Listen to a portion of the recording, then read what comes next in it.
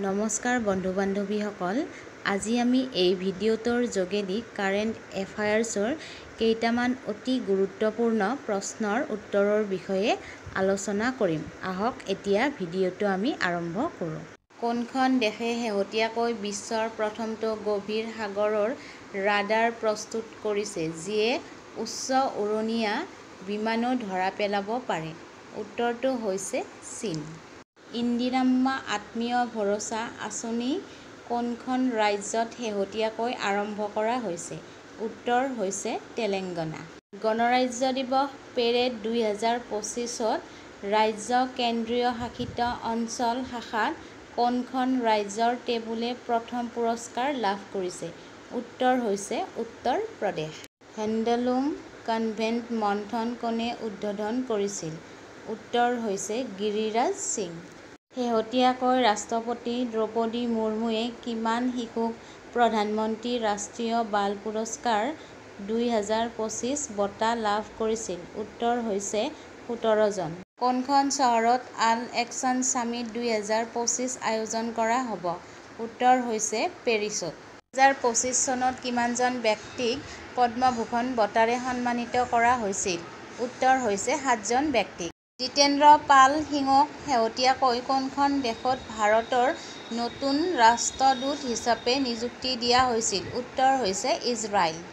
UTT 86 সংখ্যক senior ৰাষ্ট্ৰীয় আৰু আন্তঃৰাজ্যিক টেবুল চেম্পিয়নশ্বিপ 2024ত ক'ত অনুষ্ঠিত হৈছিল? উত্তৰ হৈছে চুৰাট। বেলাৰুছৰ ৰাষ্ট্ৰপতি হিচাপে কোন নিৰ্বাচিত হৈছিল? উত্তৰ হৈছে আলেকজেণ্ডাৰ লুকাশ্বেংকো। কোনটো সংস্থাই উন্নত উৎপত্তিৰ প্ৰমাণপত্ৰ 2.0 ব্যৱস্থা আৰম্ভ কৰিছে? উত্তৰ হৈছে বৈদেশিক বাণিজ্য সঞ্চালকালয়। ইয়াক চমুকৈ DGFT বুলিও কোৱা হয়।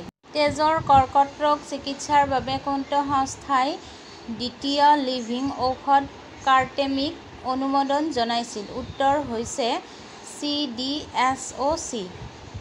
তলৰ কোনখন ৰাজ্যত বিশ্বৰ সৰ্ববৃহৎ ডাটা চেণ্টাৰ নিৰ্মাণ কৰা হ'ব? উত্তৰ হৈছে গুজৰাট। ইছৰোৰ লিকুইড প্ৰপালচন ছিষ্টেম চেণ্টাৰৰ সঞ্চালক হিচাপে তলৰ কোনজনক নিযুক্তি দিয়া হৈছে?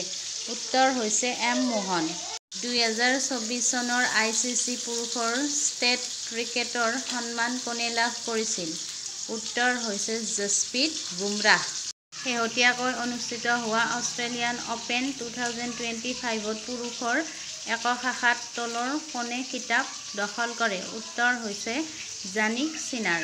2025 চনত ভাৰত চৰকাৰে কিমানজন লোকক পদ্মভূষণ বঁটা দিয়াৰ কথা ঘোষণা কৰিছে? উত্তৰ হৈছে 139 জন লোকক। কোনটো বেংক ক্লাৰিফাইবোৰ NCRP ইণ্টিগ্ৰেশ্যন ৰূপায়ণ কৰা প্ৰথম ভাৰতীয় বেংক হিচাপে পৰিগণিত হয়? উত্তৰ হৈছে পঞ্জাৱ নেচনেল বেংক। বাতৰিত দেখা পোৱা পোলাভাৰাম বহুমুখী প্ৰকল্প কোনখন ৰাজ্যত অৱস্থিত? উত্তৰ হৈছে অন্ধ্ৰ প্ৰদেশ। ৰাণী দুৰ্গাৱতী বাঘ সংৰক্ষিত বনাঞ্চল কোনখন ৰাজ্যত অৱস্থিত? উত্তৰ হৈছে মধ্য প্ৰদেশ। থেংকছ ফৰ ৱাচিং। Like, subscribe and share.